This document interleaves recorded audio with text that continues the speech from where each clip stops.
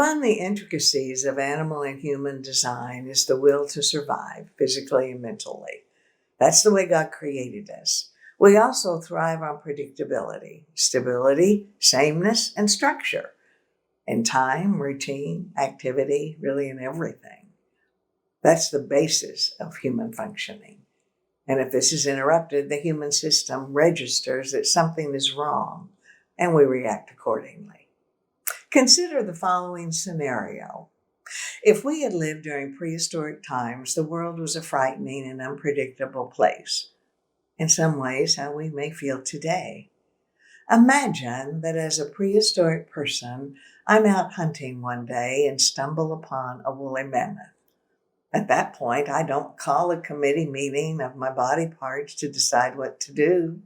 Right arm, what do you think? Left ear, knees? Are you on board? Hardwired into me is fight or flight, or perhaps freeze. Technically, I go into adrenal overload and the body hormones amp up. At this point, thought processes literally shut down. The human being is not designed to live in this state of hypervigilance for extended periods of time.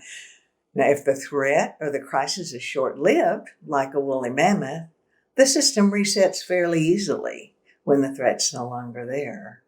However, if the threat is long-term, where we find ourselves now with the pandemic and the resulting consequences, feelings of depression, learned helplessness, and loss of control can become almost debilitating. The software in the brain changes and we perceive what is happening as personal, unescapable, and permanent. In cases of long-term uncertainty, the human being must find a way to reset itself in the middle of the crisis and reestablish the feeling of sameness or connectedness in routine, time, and life activities. Not an easy task. In other words, we establish a new normal. And when this occurs, we have a sense of some control. One of the key sources of anxiety and situational depression is a perception of no control. At this point in the upheaval of the last several months, most of us have made strides in this area, at least to some degree. However, many of us are still experiencing and will continue to experience a feeling of loss of what was, at least in some areas in our lives. There's nothing right or wrong in experiencing these feelings. We're all different, and we respond in different ways. Sometimes our responses are positive and productive. Perhaps at other times, not so much.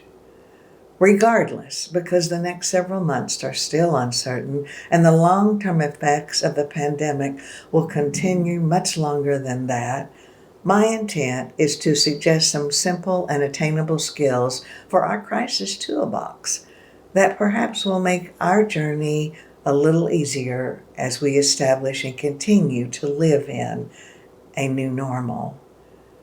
My comments are in no way intended to be inclusive or take the place of therapy if needed. As I often say when providing information, please accept, reject, or modify. Also, please feel free to email me with observations or suggestions, because part of my purpose is to create a sense of community and sameness. As part of a community of faith and the larger community of mankind, we really are all in this together.